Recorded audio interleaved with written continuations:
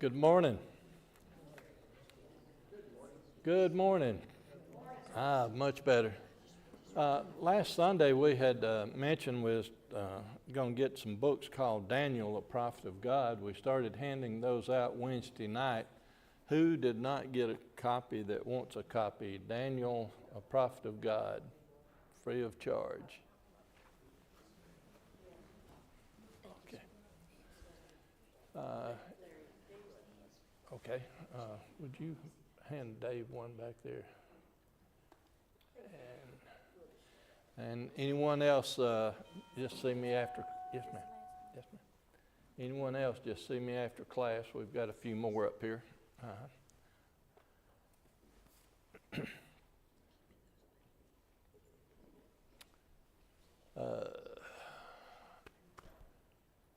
Need to remember all of those on our sick list. We've got a lot of folks that are traveling today, some that will be traveling. If you saw the text, this is I think the Ingram's last day. Is that correct? They'll be heading back to their home over in Georgia, so we'll be honoring them a little bit at our fellowship after service this morning. Brother Turner's back at the VA, and the last message I had on him was that he wasn't improving that much, so well, we'll just see how that goes. Anyone else and good to see Dave back from his travels up into the far north country. Yes, ma'am. Please keep Richard Rogers in your prayer. He's a member at Elmore. Right. He's younger than me. He's stage 4 colon cancer. They met with one doctor, and the doctor was more of a push their treatment down your throat and not give you options, so they've had to go find another doctor. We don't know what's going to happen. Okay, that was Richard Rogers, Elmore Church of Christ, stage 4 colon cancer. So keep him in your thoughts and your prayers. Brother Kirk, would you lead us in a prayer, please? Let us pray. Dear Father, again, we come and give you thanks for this first day of the week we had together. We ask a special blessing upon those mentioned here as sick. We ask you to restore much needed portion of health. Be with us now as we're about to take on this class, and we take what is taught here this morning and apply it to our daily lives. In Christ's name, amen. Thank you. We're going to be in Daniel chapter 5 today. I started preparing for this class over a week ago because I think this is one of the very important chapters in the book. And over the days, every time I would go through it mentally, I'd go down a different path and I'd take side streets. So if I get confused or lost or astray, y'all just get me back in place. Daniel chapter 5. It starts out with Belshazzar the king.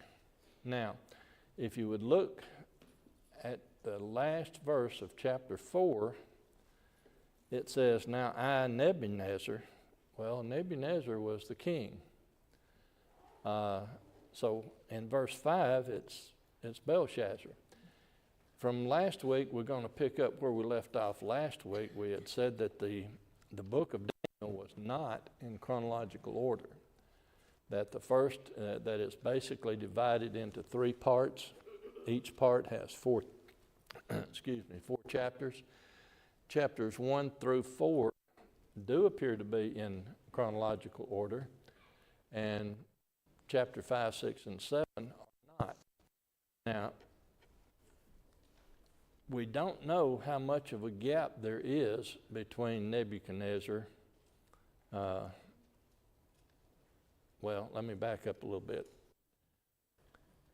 We studied chapter 3 last week about the fiery furnace. And we said we didn't know exactly what time frame that took place in. Out of all the cuneiform tablets and cylinders and all that have been found archaeologically, we cannot date that precisely. We give a couple of ranges.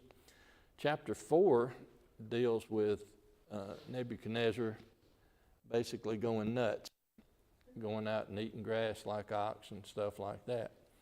And we know that God did it to him because it said a voice from heaven told him what was going to go on.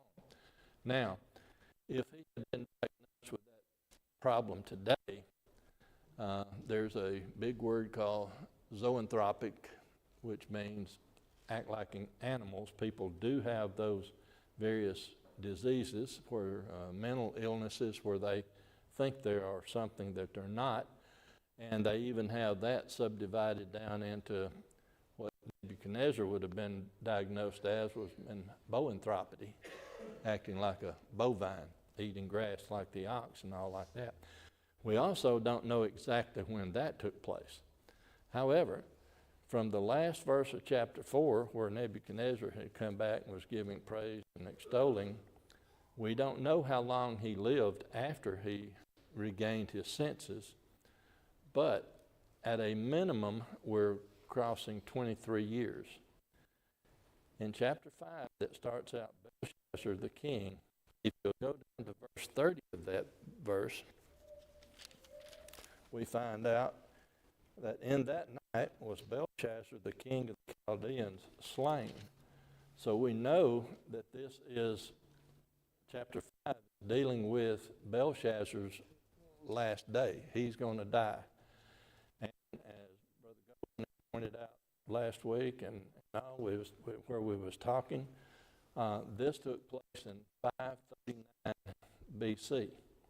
Well, if we go back to earlier records that we had looked at, we said that Nebuchadnezzar, he ascended to the throne in 605, and that's when he took Daniel into captivity and the others, a few, and that we had found, or not we personally, but there had been found archaeological finds. We had gone through the Babylonian tablets, particularly ABC 5 as they numbered them, which covered the time period of 605 to 595. And the wording of it was that when Nabopolassar, Nebuchadnezzar's father, it said that he went to his destiny, meaning he died. And then Nebuchadnezzar ascended to the throne in 605, and we know that he died in 562. So if you go 562 to 539, you have 23 years. So as a minimum, we're going 23 years. Personally, I think just a little bit longer. I don't think he regained his senses from acting like an animal and immediately died. I think there was a period of time. Don't know how long. But we'd also pointed out that Daniel 5, 6, and 7, and 8 were not in chronological order. If you will look at chapter 7, first verse in chapter 7, it says, in the first year of Belshazzar, king of Babylon. Chapter 8 then says, in the third year of the reign of King Belshazzar. So if you're taking the second section and putting them in chronological order, it would be 7, 8, 5, 6. And we're looking at chapter 6 today, particularly dealing with Belshazzar's last day. Question, comments? Chapter 5. You said 6, so 6. I said what? You said 6. Well, excuse me. I just want to make sure, because I was going through the page. I told you had to keep me straight today. We are in chapter 5. I put this up here because to try to help us just a little bit, because Belshazzar's name is mentioned here, and for many years, and still today, there's a lot of people who are anti-Bible, anti-religion. They want to make out that the book of Daniel is all fable, that the book of Daniel is made up. Some even say it was written in the 2nd century during the Maccabean period, just to give consolation to those folks. And they base that on, in the king's list does not list Belshazzar. it says, it lists Nabonidus as the king during this period of time. So, in essence, if you look at the list up here, we put the king's list by the Babylonian, Chaldean, Akkadian name, and then the common name. A lot of times it's referred to in the Bible. You had Nebuchadnezzar and Nebuchadnezzar, the two highlighted are the ones mentioned in Daniel. Amel, or evil Marduk, is mentioned in Jeremiah and 2 Kings, and that shows him reigning from 562 to 560. Then you have Neriglazer for about a 4-year period of time. And then Labashai Marduk, which is, he didn't last very long. And then Nabonidus. And then we have inserted Belshazzar as overlapping Nabonidus. And that is because in 1854, in the ruins of Ur, cylinders were found that was written by talking about Nabonidus. And he, in fact, says that his son, his oldest son, Belshazzar. Now, without trying to read all of it and so we can move on into this, in essence, if you'll take those names, if you want to do some research, if you'll look at the Neriglazer, killed him, is also a son-in-law to Nebuchadnezzar. Now, I've got another chart. I don't know exactly where it is in line. Well, that's the Nabonidus cylinder we've talking about. And here, we don't know a whole lot about some of this, but the word up there, Nitocris, Herodotus, who lived 484 into about the 430 range, a Greek historian, said that that was Nebuchadnezzar's daughter that Nabonidus married, and then they had Belshazzar. So that sort of gives you a line of how things develop along the king's line there, and why in the Bible, which I consider the number one source of information, Belshazzar is listed as the king at this time.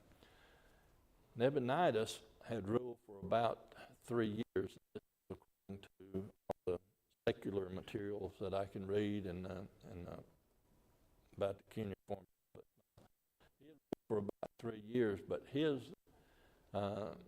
main thing was he was a builder. He went out to restore all the temples of the Babylonian and Chaldean gods, and that's why the cylinders were found at Ur. They were found there was 4 identical cylinders that were found in the foundation of a ziggurat in Ur.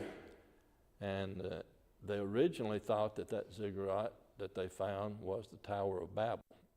But they later learned that now there's a whole bunch of those, because that was the way they constructed the temples to their gods. And they had a bunch of them. The main ones was Marduk and Nada and a few others. But anyway, when they found those cylinders, it started tying things together. Some of the commentaries that I have read were written prior to them finding that. So what we've got to do as we go through and read, we need to find out what they knew. In the book that we handed out by Brother Rex Turner Sr., when we get to the chart of the kings here, he shows you Barus line up, Hale's line up, Clark's line up, and they all disagree. So what I attempt to do in all of this is take the most current information that I can find and lay it down and see what corroborates what. When we get to the Nitocris there, Herodotus is the only one that has written about that. There's been no confirmation that I can find that would say that's fact. but he lived within 100 years of the event, so place as much weight on it as you want to or not. But that sort of gives you a lineup of what happened from Nebuchadnezzar down to the start here in chapter 5 for Belshazzar. Questions, comments? Yes, ma'am. Other slide with when they reigned, it feels like it matches up with what happened in both Israel and Judah. As they're coming to an end, they have a whole bunch of kings that don't reign for very long because they're trying desperately to hold it together when it's about to fall apart. So it just seems to line up with a falling apart kingdom. That is correct. Matter of fact, you can have some cooperation of evil Marduk taking over, because it says in Kings, it talks about in the 37th year that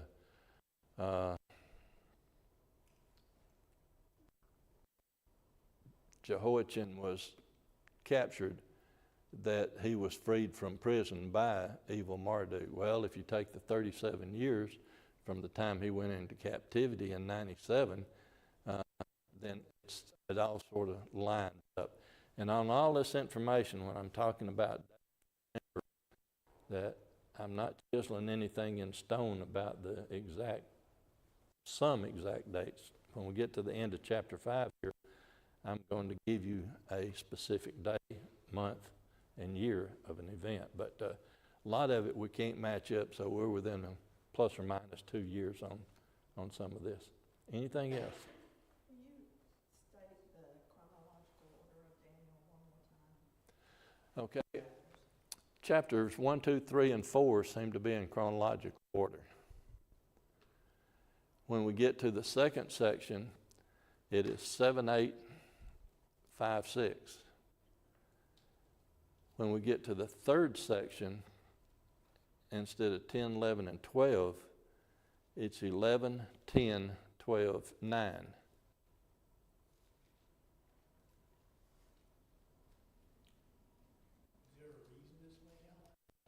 Well, the only, when they assemble this, it's a collection. If you step back and just look at Daniel on the whole, it's a collection of events, not a diary, not things in a chronological sequence.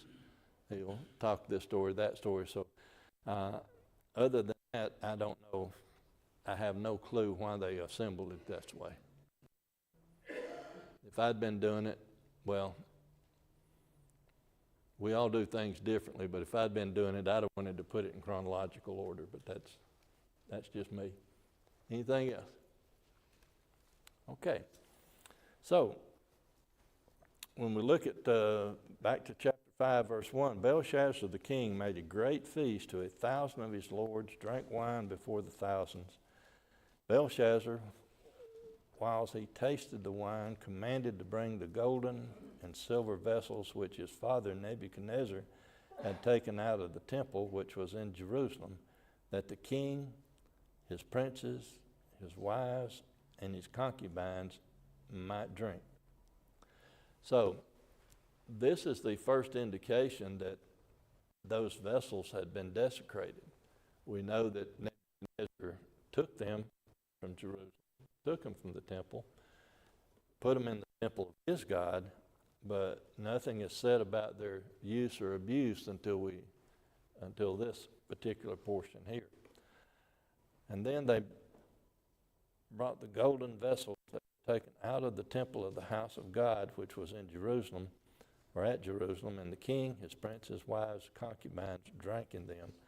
They drank wine, praised the gods of gold and of silver, of brass, of iron, of wood, and of stone. So even though they were using the vessels from the temple at Jerusalem that were there to worship the God, here they're worshiping gods of material-made items. Verse 5, in the same hour came forth fingers of a man's hand and wrote over against the candlestick upon the plaster of the wall of the king's palace, and the king saw the part of the hand that wrote. So apparently he didn't see a person, he didn't see the arm, he didn't see the hand, he just saw the fingers and a writing instrument writing this. What would you do right now if you saw something like that appearing on one of our walls? Pardon? I'd eat some grass. You'd eat some grass.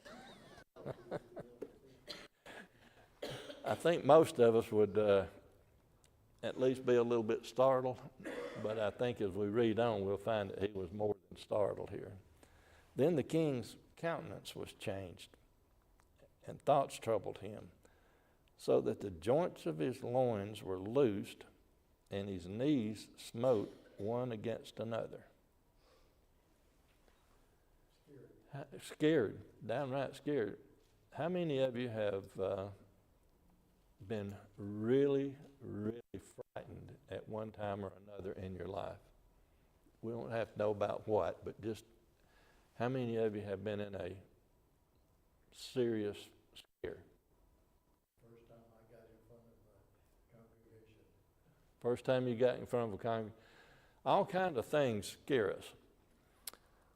I'll tell you a story that is sort of funny. I think I got time to do it with this, but one of my uncles, they had lived in this house for a long, long time.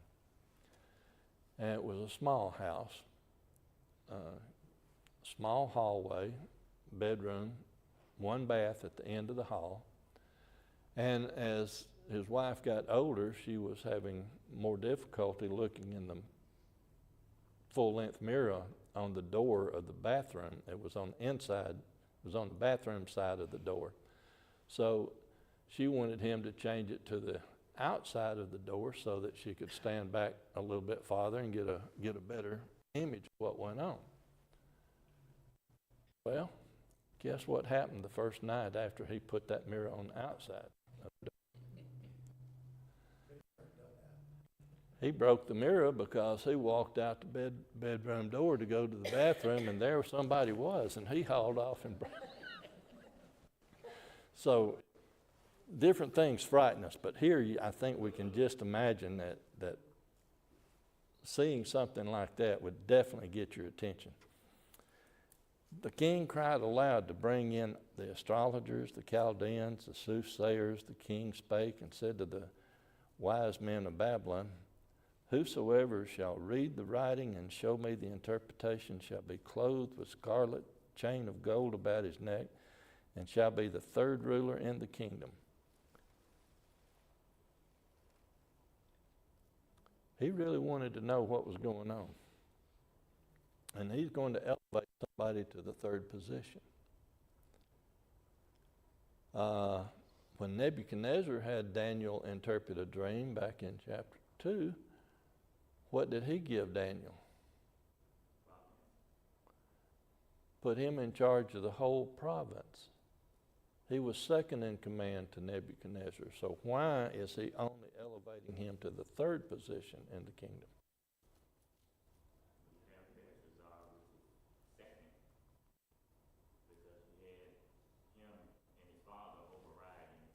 Bingo.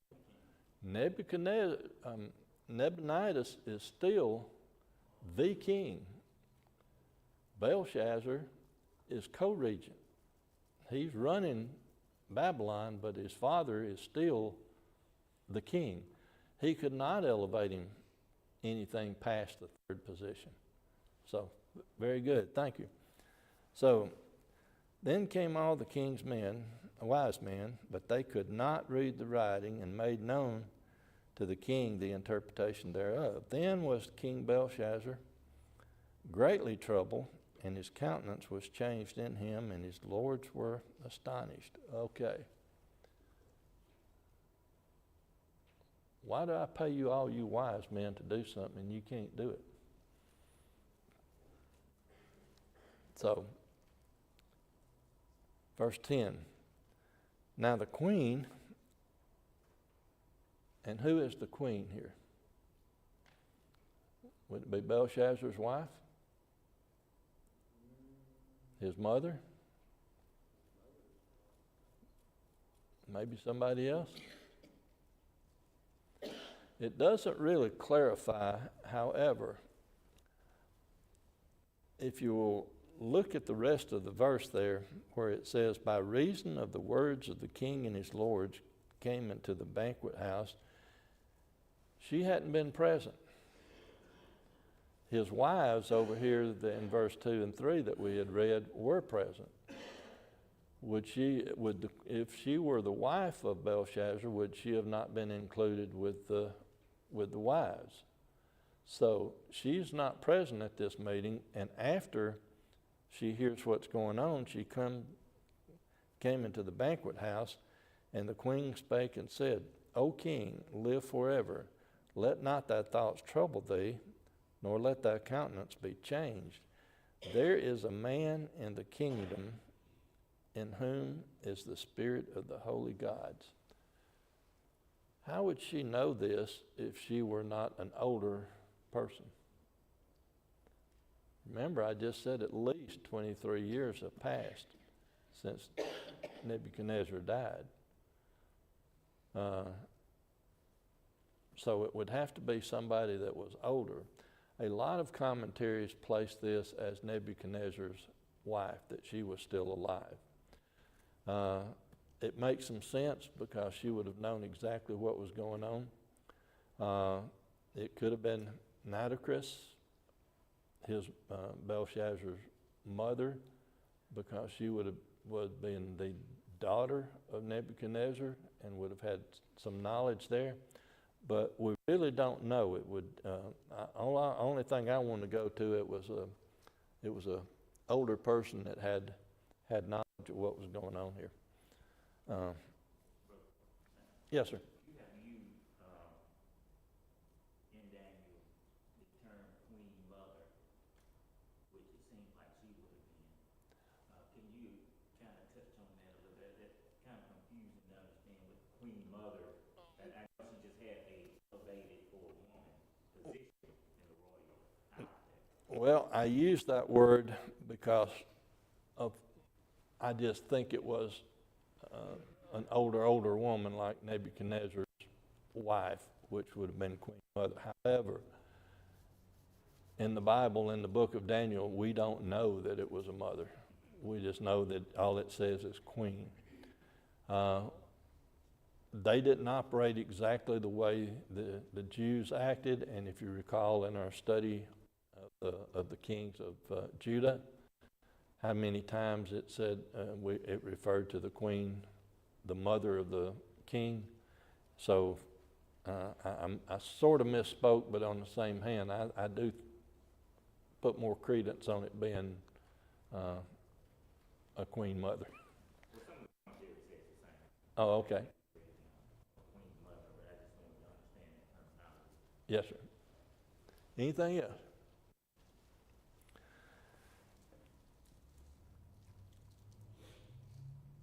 So after she told him there was a man in the kingdom that knew all of this stuff, she goes on down into the verse and says, like the wisdom of the gods was found in him, whom the king Nebuchadnezzar, thy father, the king, I say, thy father, made master of the magicians, astrologers, Chaldeans, and soothsayers. Now, the phrasing there, father, did not mean a biological father. Again, we go back into the way they looked at things.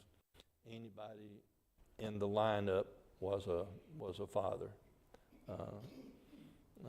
They keep calling Abraham father, even though he's way back when. If we look into the New Testament in the book of Matthew and Luke, when we get into genealogies, it goes through Joseph instead of through, even though it's Mary's line, they refer to Joseph. So it was a son-in-law here. Next verse, for as much as an excellent spirit, knowledge and understanding, interpreting of dreams, showing of hard sentences, and dissolving of doubts were found in the same Daniel, whom the king named Belteshazzar, now let Daniel be called, and he will show the interpretation.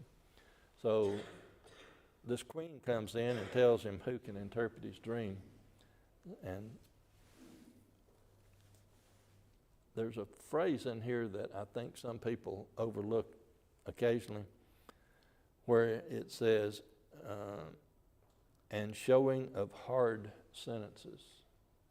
What would that phrase mean? Hard sentences. Solving riddles? How about, no matter the consequences, telling it like it is? What had Nebuchadnezzar asked him to do? Even when he didn't like it, he told him fact. Here, so Daniel is going to tell it as it is presented from God. He's going to tell it like it is. He's not going to, as we oftentimes say, he's not going to sugarcoat it or make nice with it. He's going to tell it like it is. Then was Daniel brought in before the king, and the king spake and said unto Daniel, I'll ask him if he was Daniel, because he didn't know him. Art thou of the children of captivity of Judah, and the king my father brought out of Jewry? Now, how old is Daniel at this point? Here's another thing that I believe is often people, they forget to age Daniel. Daniel went into captivity as a youngster, and they always want him to remain young. We are 66 years into Daniel's captivity, 605 to 539. 66 years into his captivity. And we said, plus or minus, he went into captivity around the age of 15. Brother Turner and several others want it to be 17, very possible, but if we go 15, plus or minus a couple, if we just say 15 years on top of 66, that's how old? 81, plus or minus a couple of years. So Daniel at this point is an old man. He's not that youngster that was brought into captivity.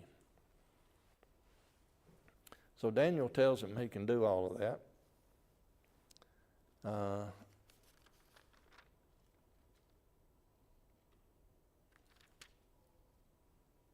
I'm going to skip over and a lot of this and pick up in verse 23. But hast lifted up thyself against the Lord of heaven. Now let me back up one more to 22. And thou his son, O Belshazzar, hast not humbled thine heart, though thou knewest all this. So he's telling Belshazzar that he knew what was supposed to be done, but he didn't do it. But hast lifted up thyself against the Lord of heaven, and they have brought the vessels of his house before thee, and thou and thy lords, thy wives, thy concubine, and have drunk wine in them, and thou hast praised the gods of silver and gold, of brass, iron, wood, stone, which see not, nor hear, nor know, and the God in whose hand thy breath is, and whose are all thy ways, hast thou not glorified. That's that hard sentence I was talking about. He just told Belshazzar, you know what's right. You didn't do it. Then was the part of the hand sent from him, and this writing was written, and this is the message that was written. Mina, Mina, Tekel, Upharsin.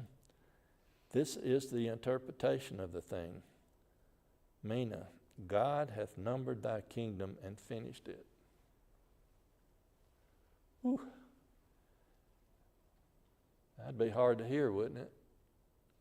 You call in somebody to interpret a dream and they tell you you're done. Tekel, thou art weighed in the balances and are found wanting. How many people on the day of judgment will face Christ, stand before him, and hear those words? Depart from me. You're found wanting. Perez, or Upfarsin is another phrase for it, thy kingdom is divided and given to the Medes and Persians. Daniel had prophesied this to Nebuchadnezzar a couple of chapters ago, many years ago. And now the Medes and Persians are about to come in and take over Babylon. Then commanded Belshazzar, and they clothed Daniel with scarlet and put a chain of gold about his neck, made a proclamation concerning him that he should be the third ruler of the kingdom. We've already explained how that took place. And in that night was Belshazzar, the king of the Chaldeans, slain. Now, if we go back to the cylinders that were found, and this is an image of Babylon. It is not 100% correct. The written description of it shows that where the water is, that the wall of the city actually went over the water, and there were iron bars that went down into the water. So it was a well-fortified city.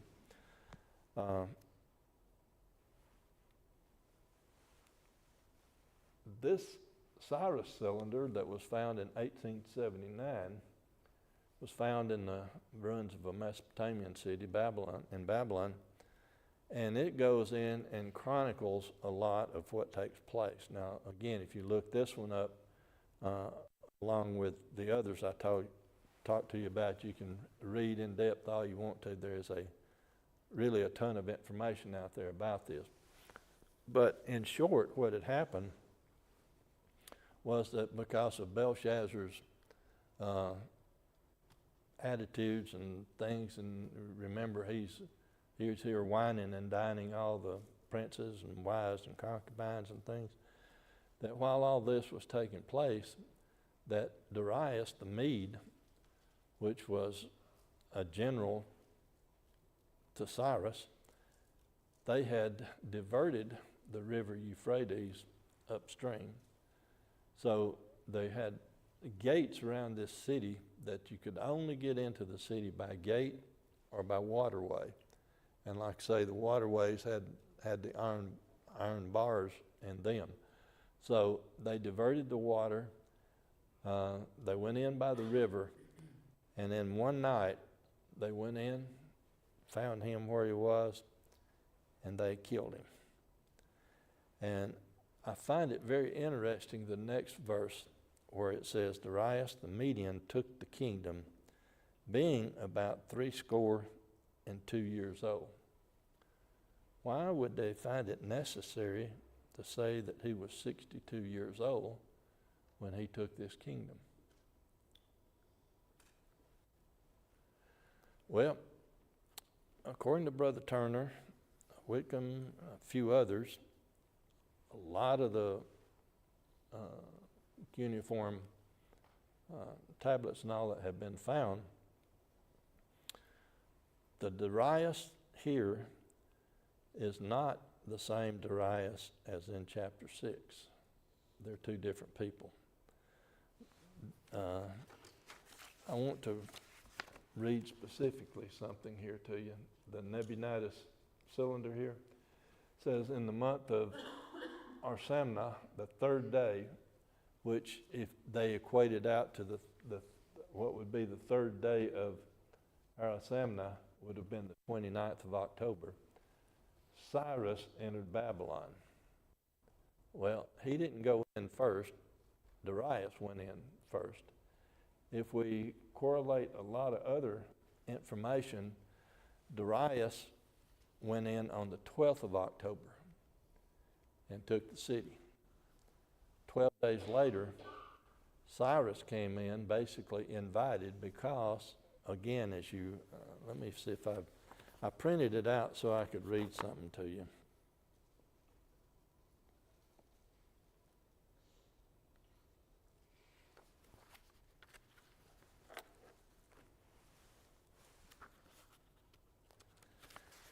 didn't print out the tablet because I don't read that language, but starting with the Cyrus cylinder, it's an ancient clay cylinder on which, written in Archimedean royal inscription, Akkadian cuneiform script of the Persian king Cyrus the Great, dates from the 6th century BC, so it was written in the 500s by him, was created and used as a foundation deposit following the Persian conquest of Babylon in 539, when the Neo-Babylonian Empire was invaded by Cyrus and incorporated into his Persian Empire. The text of the cylinder praises Cyrus, sets out his genealogy, and portrays him as a king from a line of kings. The Babylonian king, Nabonidus, who was defeated and deposed by Cyrus, is denounced as an impious oppressor of the people of Babylonia, and his low-born origins are implicitly contrasted to Cyrus' kingly heritage.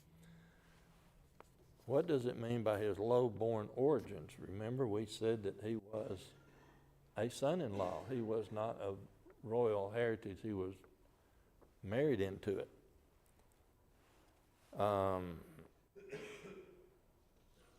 The victorious Cyrus is portrayed as having been chosen by the chief Babylonian god Marduk to restore peace and order to the Babylonians.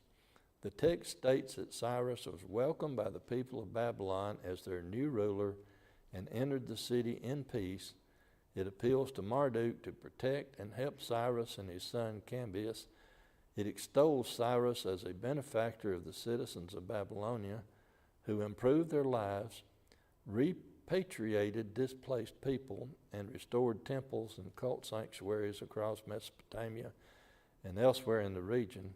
And it concludes with a description of how Cyrus repaired the city wall of Babylon and found a similar inscription placed there by an earlier king. So,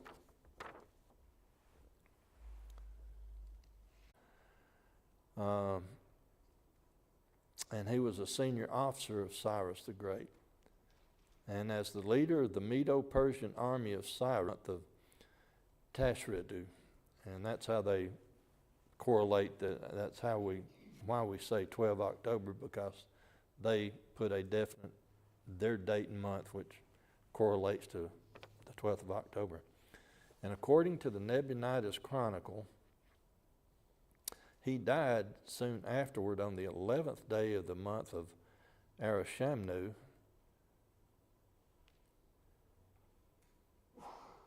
and the other named Gabaru, who appointed satraps after his entrance into the city on the 29th of October. So the guy in chapter 5, the last verse, that conquered without a fight Babylon on the 12th of October, then died in another battle on the 11th of November. Saved by the bell. Next week we're going to pick up and start looking at then the Darius and how they set up sub-governors, and then go into the story of Daniel and the lion's den. Didn't get too confused. Thank y'all so much.